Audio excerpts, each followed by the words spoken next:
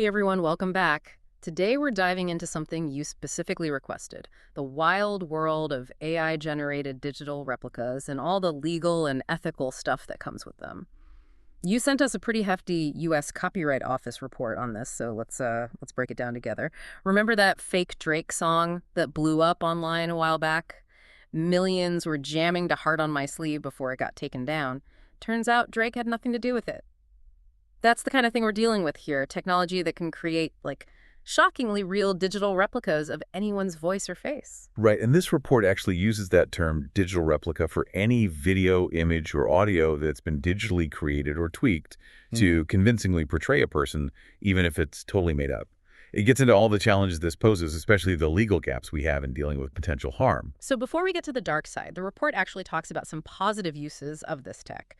Tom Hanks, for instance, has mentioned using AI to potentially keep appearing in films even after he's, well, no longer with us. Then there's the story of Randy Travis, the country singer who used AI to release new music after a stroke impacted his speech. It's pretty mind-blowing how this technology can be used, but I'm guessing it's not all sunshine and roses, is it? You're right, there are definitely two sides to this coin. What jumps out from the report is how unauthorized digital replicas can cause serious harm. One major concern is the potential impact on, like, artists' livelihoods. Think about it. Actors, voice actors, musicians could lose work to their AI counterparts. The report even mentions cases of AI being used for background actors and voice actors being replaced outright. That's concerning. It sounds like a whole industry could be disrupted. What other kinds of harm does the report highlight? Reputational damage is a big one.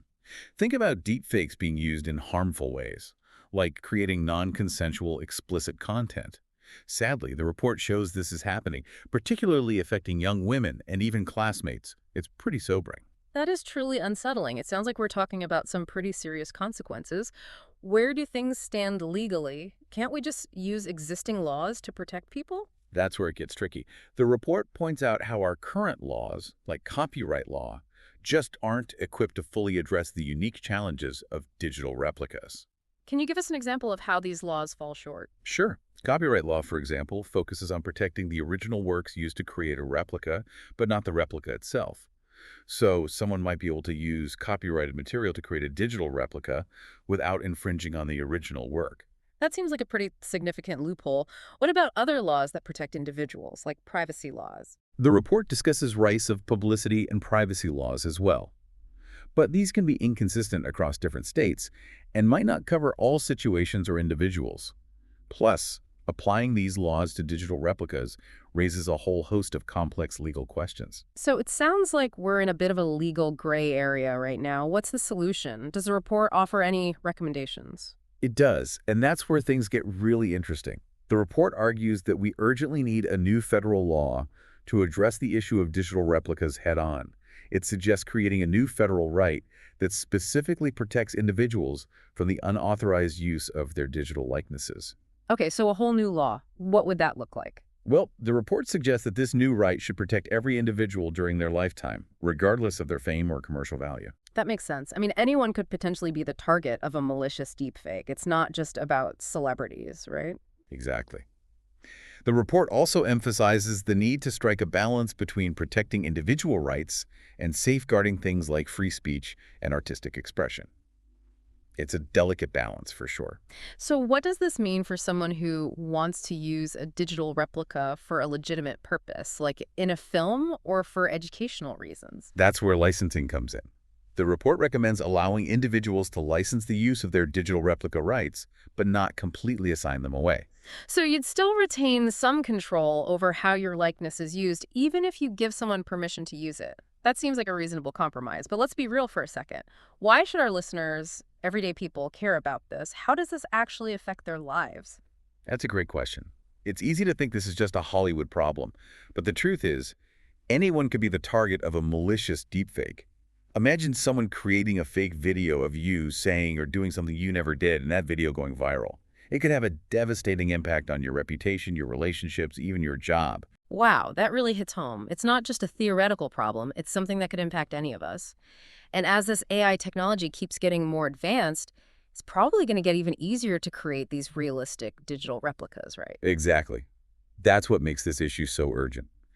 The report stresses that This isn't a problem that's going away anytime soon. In fact, it's likely to become more widespread and even more sophisticated. So aside from supporting new legislation, what can people do to protect themselves? Are there any practical steps we can take right now? The first line of defense is awareness. Start thinking critically about the media you consume, especially online. Don't just take everything at face value.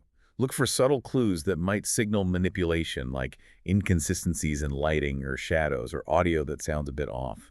It's like we need to develop a sixth sense for spotting fakes. What are some specific red flags we should be looking out for? One thing to pay attention to is the source of the content. Is it coming from a reputable news outlet or a verified social media account? Or is it circulating on obscure websites or through anonymous channels?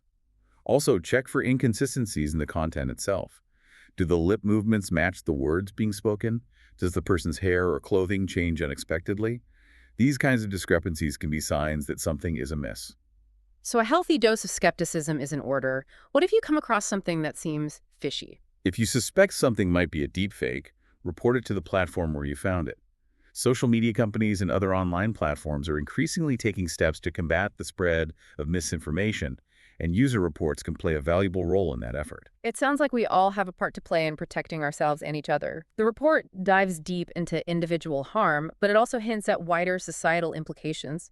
Can you expand on that? What are the bigger picture concerns? You're right, this goes way beyond individual cases. The report makes a crucial point that this technology has the potential to undermine trust in evidence and testimony. Think about it. If anyone can create a seemingly authentic video of anyone else saying or doing anything, what does that do to our justice system? What happens to our ability to have rational public discourse when we can't even be sure if the evidence we're seeing is real? It's like the very foundation of truth and trust is being shaken. That's a pretty frightening prospect. It is, and that's why this issue is so critical. We need to think carefully about the broader impact on democracy, on our social fabric, on our ability to function as a society. If we can't agree on basic facts, if we can't trust the information we're consuming, it creates a breeding ground for division, manipulation, and even violence. So this is about a lot more than just cool technology or even individual rights. It's about the fundamental values that underpin our society. Precisely. And the report underscores the urgency of addressing these concerns now, before the technology outpaces our ability to control it. We need to develop ethical guidelines, legal frameworks, and educational resources to help us navigate this new reality responsibly. The report also wades into some pretty murky ethical waters, particularly the use of digital replicas of deceased individuals. Should we allow filmmakers to resurrect actors like Marilyn Monroe for new movies? Where do we draw the line? This raises complex questions about consent and legacy. These individuals are no longer with us to give their permission, so who gets to decide how their digital likenesses are used? Do their heirs have the right to control their digital afterlives, or does the public have a claim on cultural icons? It sounds like a legal and ethical minefield. Does the report offer any guidance on this? The report primarily focuses on protecting the rights of living individuals, which makes sense given the immediate threat. But it acknowledges that we need to start grappling with these bigger questions about digital legacy as the technology continues to evolve. There are no easy answers, but it's a conversation we need to have as a society. So how do we even begin to approach these issues? It feels like a lot to unpack. It is, but there are things we can do.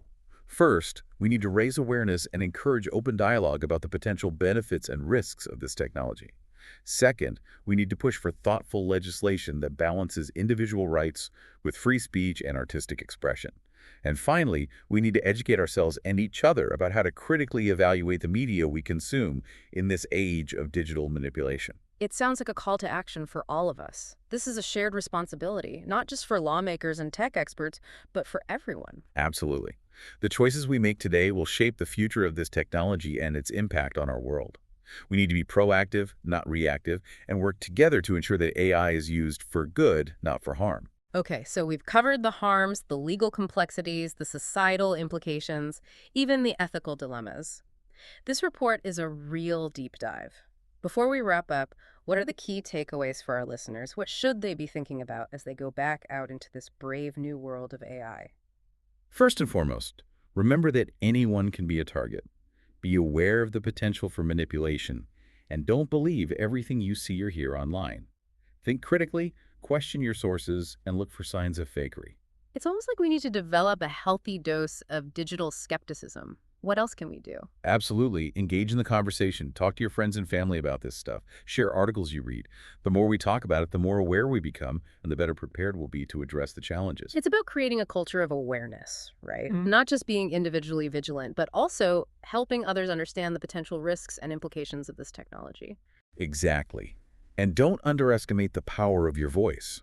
Reach out to your elected officials and let them know that you care about this issue. Advocate for responsible AI development and for legislation that protects individual rights while also fostering innovation. It's a reminder that we're not just passive consumers of technology. We have a role to play in shaping how it's developed and used. Right. And remember, this technology is still in its early stages. We have an opportunity to shape its trajectory and ensure that it's used for good. Now, the report ends on a particularly thought-provoking note, kind of about the tension between individual rights and artistic expression. It asks where we draw the line. How do we protect people from harm while also safeguarding creativity? Yeah, it's a complex question and one that doesn't have an easy answer. On the one hand, we want to prevent the misuse of this technology to harm or exploit individuals. On the other hand, we don't want to stifle artistic expression or limit the potential of AI to create new and innovative forms of art. It's a classic dilemma, isn't it? Finding that balance between freedom and responsibility. It is, and it's something that we'll need to continually grapple with as this technology evolves. The report doesn't offer a simple solution, but it does highlight the importance of having an open and ongoing dialogue about these issues. Well, this deep dive has been a real eye-opener. We've gone from fake Drake to a discussion about the very nature of truth and reality and the potential impact of AI on our society. It's clear this technology is powerful, and it's up to us to ensure it's used responsibly. I couldn't agree more. The future of AI is ultimately in our hands.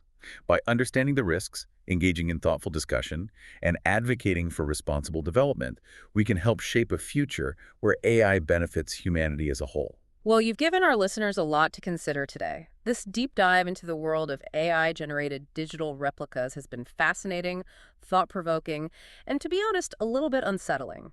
It's clear that this technology is going to continue to advance rapidly, and we need to be prepared for the challenges and opportunities that lie ahead. I agree. We're at a pivotal moment, and the decisions we make today will have a profound impact on the future. So, to our listeners, thank you for sending us this report and for prompting this deep dive. We hope this has helped you understand the complex landscape of AI and digital replicas. Remember, stay informed, stay engaged, and stay curious. Until next time, thanks for joining us on the deep dive.